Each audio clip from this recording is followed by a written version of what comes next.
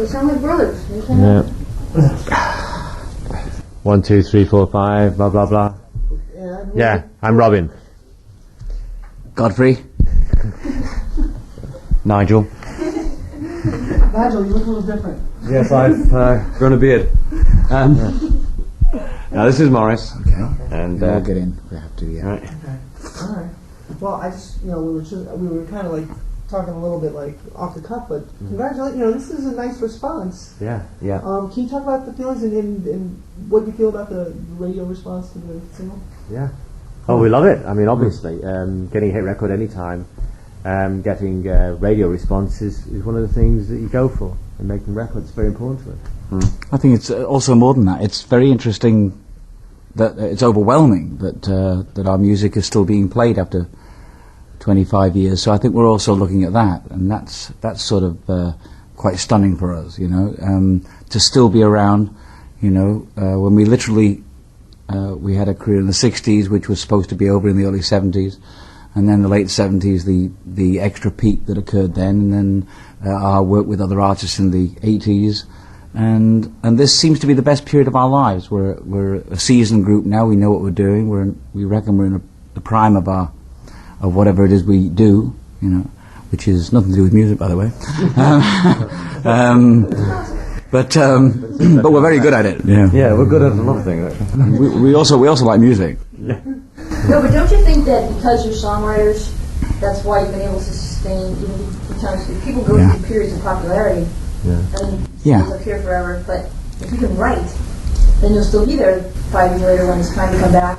Well, if you can write the stuff that people want to hear, you can't always do that, but we've always been songwriters before we're anything else. So I think you have to be fortunate enough to be able to create your own music, and we feel a little bit of sympathy for the great singers that don't write, people like Whitney Houston or to name but a few. Pavarotti, to name but a few. Great singer, but he just can't get the material. It's difficult to come up with. You don't write Italian operas every day. No, you don't. Well, I did yesterday, but it turned into a Hawaiian musical. Okay. Yeah. Yes, these things happen. That's actually the real reason why we're here, Yeah, the Hawaiian musical. But we're just here for you. He told me you're funny. So. I told you that. Oh my God, it's only 25 to 1. I know. Not in Mexico, eh? All right. I just want to get back to the single, "Paying the Price of Love." Can you just talk about it, the story behind it, how it came about? Well, it was in a small sleazy street. In downtown Miami. Didn't have much money. It was New Orleans.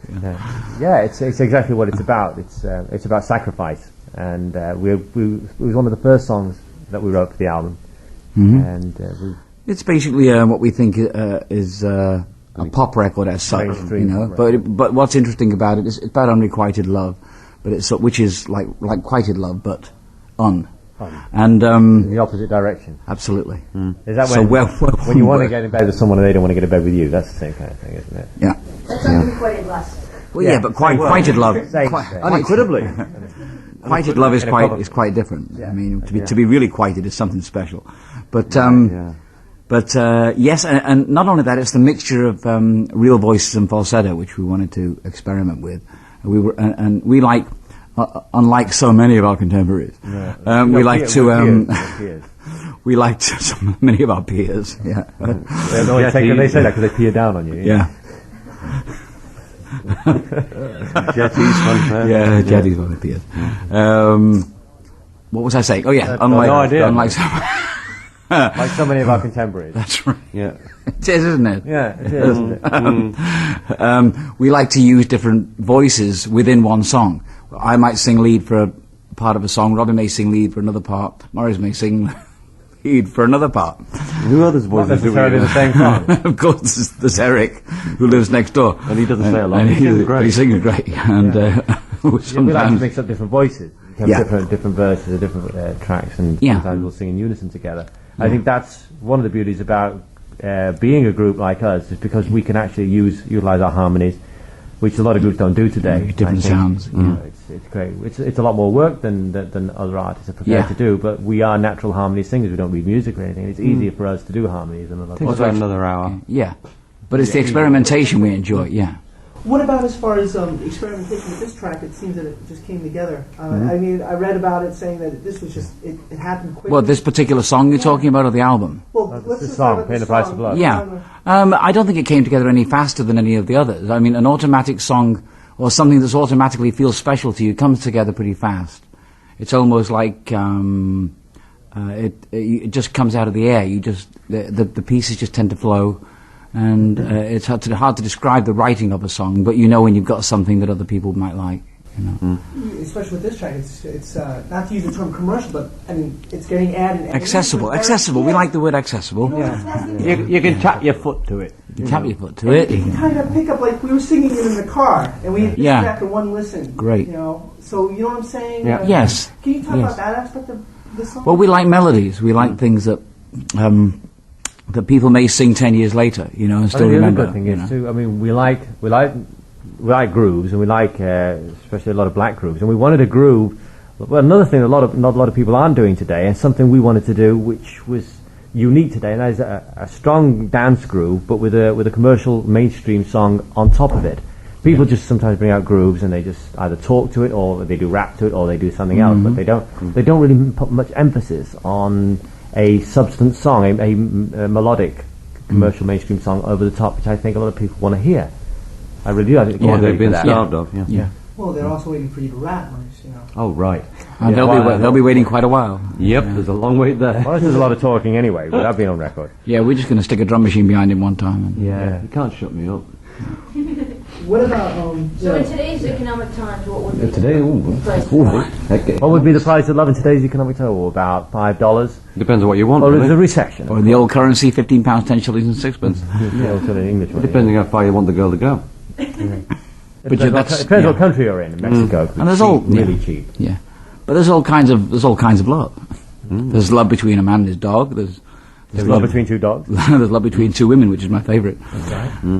Let's not forget that. And a dog. But well, no, come on, don't cross the line. Well, I'm not going to bring donkeys into it. That's why I get stuck with the dog. Okay. Yeah. And there's a love between a matador and his bull, which doesn't last very long. It's about 45 minutes, and then there's a sword in the back. But isn't that love? Tragic. But isn't that true of all? You know, what do they say in France? sizes and everything? That's true.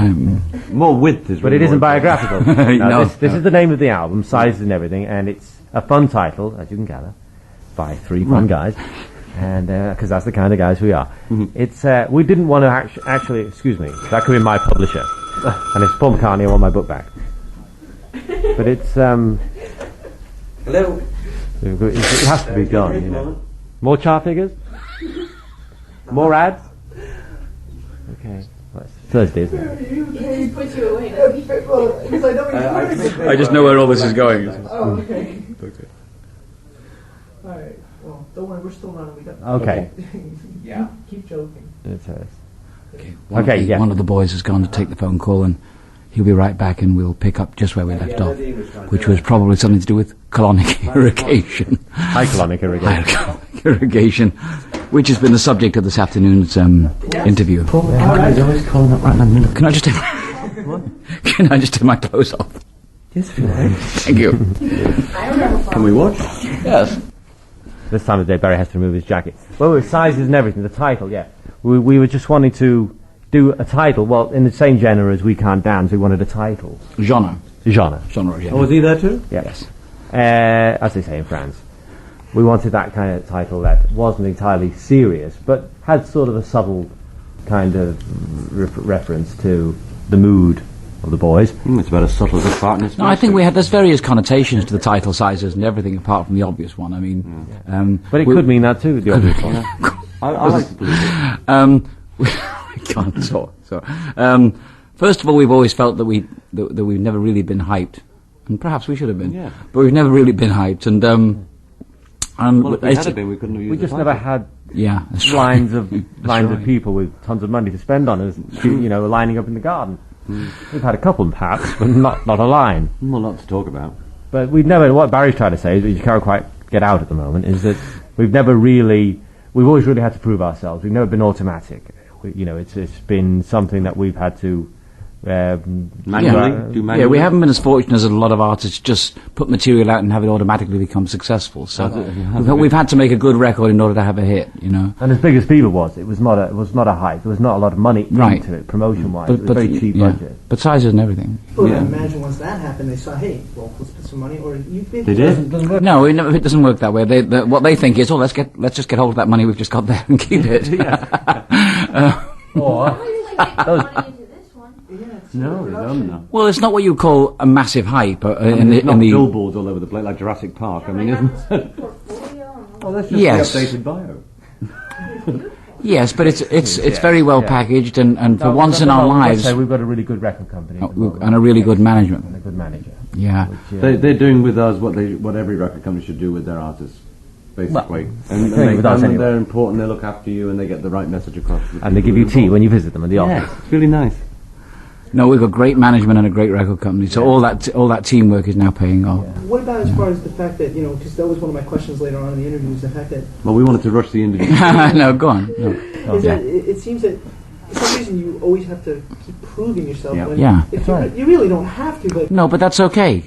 We have to and we don't have to, but the thing about this group, and I'm saying this because because we're here today, but the thing about us, the Bee Gees, as opposed to anyone else, the thing about the Bee Gees is that we don't live in the past. We appreciate the fact that other people can appreciate what we do or not appreciate. Not the case may be. Yeah. But we're very proud of our history. We're glad we have a history. It's what most new people, new groups, and new artists strive to have as a history. So we're proud to have that history, whatever that history is. But we don't live in it, and we don't live on it. Yeah. We live for today and tomorrow because, as you said earlier, we're songwriters, and as songwriters, you evolve. Did you say that earlier? Oh, you said that earlier. Oh, yeah. Good, thank you. Well, one evolves, and one has to evolve, whether you think you're evolving or not. You want to evolve, and it's important not to live in the past. We've never really lived in the past, and I think that's important about going forward. But it's good to see other people that appreciate your past. So on a typical day, you wake up, get up, have a bowl of shredded wheat, piece of cheese on toast, perhaps, and back to bed. Go back to sleep. sing a little something over the phone. Never sing in the morning. No, we don't get paid. So how would it be if you weren't on tour and you weren't talking to people like us? You had a normal day. Well, a normal day. Well, don't forget we all have families, so we've all got children and can't get away with what lawyers we used to do. Can't do the normal things like. Most our home life is very, very normal. There's no show business in our homes.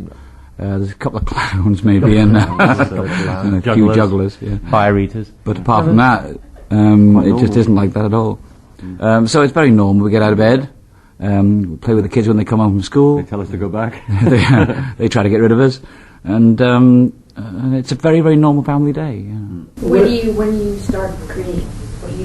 Well, there's no real sort of schedule for creating, we might sort of be impulsive about it. Say, well, let's just get together tomorrow afternoon if you like writing, and that's how it'll be. It'll be a casual. We use a tape recorder and a microphone, not unlike this one. In fact, this is ours. Where'd you get it from? It'd be like this kind of setup. We just sit around with a keyboard and guitar and write. We might collect titles. We don't sort of have a schedule like, well, it's Saturday, you must be writing. It's just a feeling, a mood thing. Yeah. Since we've interviewed you before. We have all the history of how you came together and all that stuff. You said something about the next single? You already know what the next single is going to be? Yes, it's For Whom the Bell Tolls. Okay, well, can we talk about that track? Sure. Yeah. Story behind it. Well, we love old movie titles, and sometimes we like to take an old movie title like For Whom the Bell Tolls. Even the Omega Man, which is on the album, is those things are always little fantasies to us. We did it with Islands in the Stream, didn't we? Yeah. Ernest Hemingway's actually singing on that record. Before he shot himself. Yeah. You could actually hear him shooting himself in the background. Yeah. We used it as a backbeat, didn't we? Yeah. Sort of rap version. But that was Islands in the Stream. For Whom the Bell Tolls. Yeah. Great book. Yes, it is. It's a good book. It's a good film. I know the ending. And but it's once again. It's about I guess it's about loneliness, or it's about the loss of it's a torch song. It's about the end of a relationship, and it's also about today. It's because the second verse actually quotes, I've seen you in a magazine, picture at a party where you shouldn't have been. This is something that reflects our personal lives. It's not necessarily something that's happened to us, but the kind of people that we are pop artists within a business which is always public, and you're seen in magazines. You don't what you do normally can be seen at any point on television or in a magazine, and including the bad things. So it's a little bit of a reference to that, you know, the catwalk syndrome, whatever it is. Yeah. It's a very classic Bee Gees track. And Thank you. A strong. We believe there's a lot of emotional power. Well, of course we notice it. We're the people who wrote the damn thing. I mean, I thought the fact that I was being Gary might help. We sort of finished the song. We finished the song. We put the pen down, and we all said, "Bloody did you notice that?" Yeah. It's like something we did. That sounds like a Bee Gees song to me. There might have been some conscious element about that. What you say is correct, and also, without making it too soft, we wanted a power ballad on the album as well, and I think this is part. It's part. A lot of it's a power ballad. Yeah, it's what you might call a power ballad. Yeah. We're very proud of it. A riff and say, no, we already wrote that. Very rarely. We did a Billy Joel song once, but we yeah, and Billy burst in the room. That's my bloody song. Hold it right there. I think a lot of songwriters can do that. You can get really excited about a song. Say, hey, that's great. Oh, dear, I've heard that somewhere before. No, I can't do that. That can happen. That's not a conscious thing. That's an unconscious thing. More generally unconscious. Right. Yeah, but, a lot of unconsciousness. So many, I mean, yeah. Like over 1,000. It's possible because we have a lot of material that just like sits on shelves or lies around or goes on holiday. Yeah. A lot of curtain material too. Yeah. That sits on shelves and hangs out on windows. Yeah. Yeah. How is this album? As far as when you do an album, sometimes it's an easy and everything flows and it just clicks. Yeah. And other times it's a struggle. Nothing against the music, but it's just not at all. But it's never really been a struggle for us. We love writing songs, so we're always writing. That's why, as you say, there are many songs, even songs we don't record. In the end, a lot of stuff will not end up on the album. You can only put on the album what you really think is right. And that's the struggle. What do you put on and what do you leave off? Because you don't want to leave off. When we make albums, we like to make hopeful singles, one after the other, and then put them on one. We just don't like fillers, right? We don't like fillers or padding or anything like that. So everything on this album, if you listen to the album, every track is different from the last, and that's it's an old Beatle trick, really. Because every record they brought out, you never knew what it was going to be like, because every record they released was different from the one before. Yeah. And we've always recorded that way. And to make them hopeful singles and put them on the album, then you've got a great album. Was this one like just a good time, like a fun, just it shows through the music in a way. Good, because that was this album was the two key things for us about this album was variation, and let's have fun. Let's enjoy making this album instead of worrying about what other people would like us to record or executives saying, well, you ought to make an album of one kind of music and things like that. Copy what's happening out there. So let's forget all that, and make an album that we actually enjoy ourselves. Well, it's basically also that's what the title means too. Is just don't judge a book by its cover. Go for the music. Don't expect because of how big we've been or what we've done in the past. It doesn't make any difference now. Just listen to the music. I want to talk about a couple more songs just in case they get because we talk shows and we have to absolutely write about these songs all the time.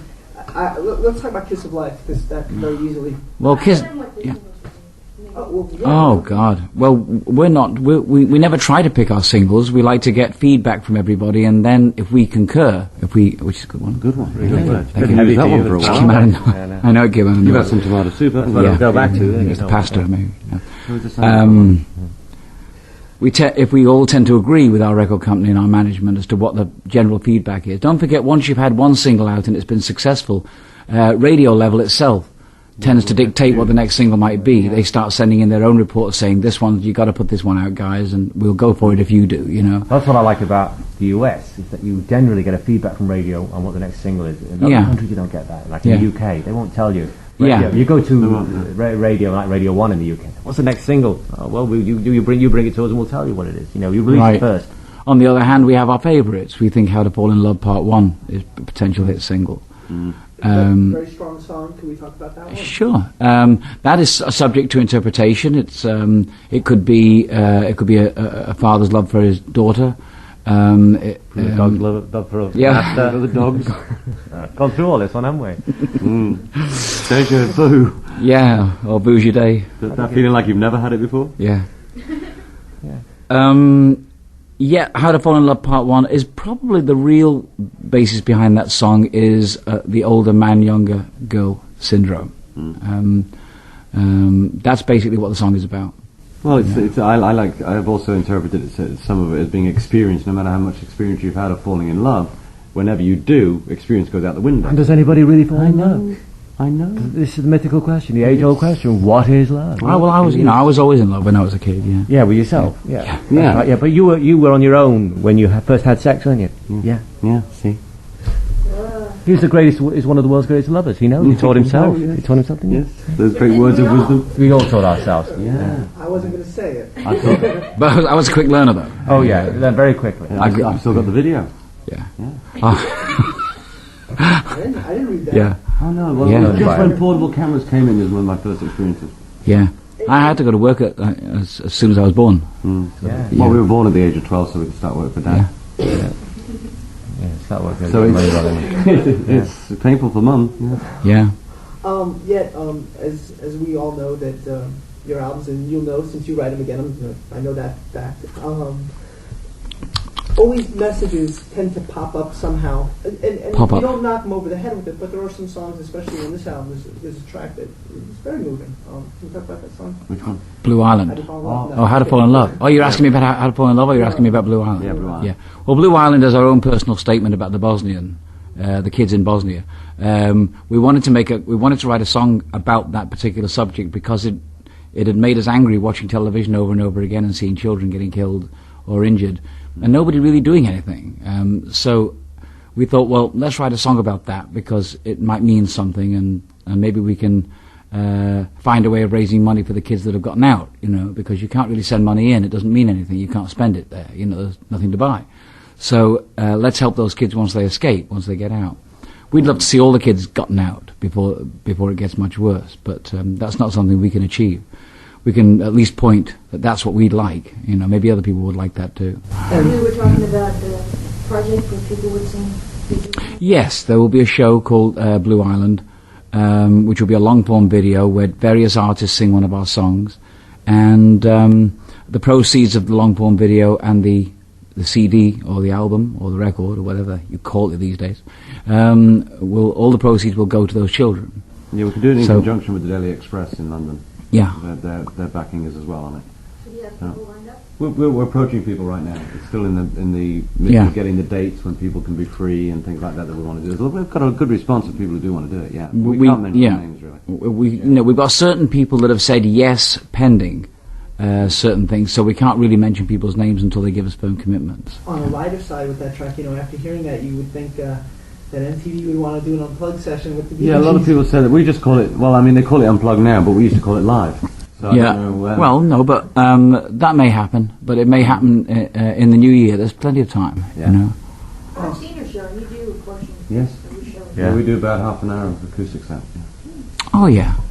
I mean, Unplugged is very, very, it's not directly unplugged anyway. Any band you see on MTV, they're all still plugged in, so it's, What about as far as the touring aspect? And you went back on the road a few years ago. Yeah. Yeah, we'll be planning to do it. Yeah. 91 was the last tour, and this tour will be in April of 94. It'll be a world tour. Yeah. Any expectations going on with this particular tour? Just to have fun, and hopefully it's well organised, and see. And we're actually working countries we haven't worked before, like South America, Mexico, Israel, New Guinea. There's a bit of a silence up in New Guinea. What's wrong with that, man? Papua. Papua? Yeah, Papua. 60,000 natives? Yeah, naked natives. Oh, I don't know. We're going. We're off. What about as far as, you've done these songs, and you have new material, what's... This is a direct message from Borneo, folks. New Guinea natives. Very happy to hear you're coming. They're coming. When people come and see the show, obviously you mix some of the old with some of the new. Of course. You have to, yeah. Can you talk about that? And you kind of have to. Well, I always thought, when people go on tour, and I went and saw an act like the Stones just for an act, if they didn't sing Satisfaction, I'd be a little bit disappointed. Unsatisfied. Yeah, that's exactly. right. Entirely unsatisfied. So I think people go to see your shows. I don't like people who don't do their new stuff in shows, because that's. I don't like people who don't go to see shows. To see a show that I'm really mad about the artists, I would want to hear their past hits as well as their new hits. I wouldn't want to just hear their whole new album and say thank you very much, good night. You know, so you're going to have people like a native in New Guinea was pointing his spear and shouting, "I started a joke! I started a joke!" You're going to have that stuff, and you have to deal with it. Yeah. Staying alive! Staying alive! But you can never make anybody... Perhaps chanting staying alive. You never know. Even. You can probably never make everybody happy. You can't. Because You can't, can you? No. You can't. You can certainly try, as long as they're all women. But it's very difficult. Medleys are kind of lame. Well, medleys? I mean, because You mean like a selection of songs cut in bits? throw them all together. Yeah, we don't like that. No, we do it, but we don't like it. No, I like medleys. You don't know. Because if I said they were, at first I said they were lame, and then I thought, well, what if they do that? Then I can eat songs. Well, why do you think they're lame? Is it because they don't get? You want to hear the whole song? Yeah. It's because, why do I think they're lame? Well, I don't know. You get into it, and then they cuts. And then they what? And then it just... You don't get a chance to get the whole emotion. Yeah, Problem I with- think they're lame too. There is a problem with that you can't. Sometimes there are so many songs to sing that sometimes you can't get them all in. Yeah, we'd be on stage a long time. And you can either do it or leave it out, and then sometimes you don't get to hear some of the hits. But I think point taken. Point taken. But so there's a dilemma, because you Oh, there's another one. That goes pretty well with concur, doesn't it? We got lame, we got medley, we got. you probably had 30 or 40 hit records. Yeah. I mean, I was saying, we sang every song that we get, like a lot of fan letters saying, you know, when you're tour again, could you do this song or that song that I hadn't been in the act. And we worked it out that we'd probably be on stage a good 4.5, 5 hours. Well, But it's the only way everything. sometimes. You don't do all your hits in a medley. You'll do a few that you can't do all the way through. So sometimes you get to give them the benefit of hearing some of them. I do. I mean, I saw Lionel Richie once live, and he did a medley of songs, and I love Lionel Richie, but I didn't enjoy that because I wanted to hear each song in total. And he went from one into another. He segued it. Oh, there's another one. He segued from one song into another without you realizing you were going from one song into another. And I prefer to hear a whole song. Do you do a little medley of songs you wrote for other people? We sometimes include that in the We include those songs in the medley. Yeah. But but you see the thing, what we do as well, even in the songs we do all the way through, we do a lot of hits as well. There are some people who just do a medley of hits and then make all the other songs they do all the way through new songs, which, you know, is not always fair because, you know, we actually give them both. Ta-da! We're great guys. It's hard to please everyone. It is, you can't please it. It is, isn't it? I mean, yeah. And we're doing all right. Every song we do on stage, you know. Hopefully. Well, some you don't know, but they're the new I ones. mean, I'm you talking know. about everyone it's proven Yeah. itself. Each song has stood up on its own in its own time, in Yeah. its own era. So we don't do songs that, for instance, that didn't do anything at all. Unless Or that it's- people yeah. don't know anything about, unless it's the new album, of course, because then we're it's not the new introducing it. album, that's important, yeah. What about as far as I just want to sum up on this new? Any other feelings? Because it is your newest incarnation. Another strong, one. The strong incarnation. Yes. Not bad. Pretty good. Yeah. You know, obviously, strong feelings are behind it. You guys. Yeah, well, we have a great team this time, and you can make good albums. We believe in all our albums, but we haven't always had the right people behind us, the right team, because it's like a bit like movies. You know, you can have a great director and a great movie, but if the studio itself isn't ready to get behind a film, it won't happen, even if it's a great film. So. You've got to have all those elements behind you. It's very simple. You release a new record. If radio doesn't play it, no one knows you've got a new one out. And it could be a really good record. It could be an incredible record, but if the record company hasn't been promoting you at radio and saying how good it is or helping you to get it on the air, if they don't give you that support, you won't get the support in the shops. Yeah, because it vibrates. So it's it's a teamwork thing. Then the record retailers get it out, then they put displays in their stores and things because the record company, they know are pushing it. And there's This album seems to have been pushed, or well, strong. it's not been pushed. It's just made aware. There's been a great level of reaction back on the record, and you will notice by looking at the way radio is treating this record is solid. There's nobody adding this record without playing it. It's every station that's adding this record is 100% behind the record. So that's a big difference than the average record. You know? Why didn't that happen for You Win Again? We didn't have the right people behind us. We didn't have the right people though. Well, You Win Again Thank was you. huge everywhere. But we Number one didn't in have a England. supporting team. But you We had a can't, team here in the you know, you States. can't have someone on behalf of your record company go to a station and say, "Do you think this is a hit?" You know, you have to go in there with guns blazing, saying, this is a monster. Get behind it, guys. The one thing that really baffled me is that record was #1 in every country in the world. In the United Kingdom, in England, it was #1 for 5 weeks. And while it was #1 in every country in the world, they were still pussyfooting Warner Brothers over here with that record. And they had all this ammunition for #1 everywhere, including the UK. Mind you, we also didn't have very good management either. So, things have changed a lot since then. Last question. Well, you want go for it. I was just saying the open-ended future, but I wanted to ask the song on I forget what album was you and Eric Clapton. Fight. Yeah. Yeah. Would you ever put that on an upcoming album? No. That's been done. I didn't know it was you and. No, because it wasn't on the label. They wouldn't let us put Bee Gees on the label. No. Thank you. That was good fun. Yeah, that was good fun. We produced and wrote it, and just went into the studio with him and had a good time. It was good fun. We also did one with Elton John. We did one with Elton John called Up the Revolution, which is great. That didn't come out. Well, no, I was just going to say we were trying to get them to release it as Elton John on an Elton John album or an Elton John track because we believe it's a smash. But they sort of said, well, no, we were making an Elton John album and we didn't want to put that out. But I'm telling you, it's a smash. Right, it's hard to say no one. What's going to happen? What would you like to see happen? The open-ended future question. Open-ended trousers, perhaps. New fashion. Speaking of open-ended trousers, how are you, Eddie? We just like to see what's been going on right now. The approval is wonderful. To be accepted is great. It always is to any artist. And we just love. Hopefully, everything just stays the fun it is. It's otherwise we wouldn't be doing it if it wasn't fun. Still in Miami? Yeah. Okay. My hometown.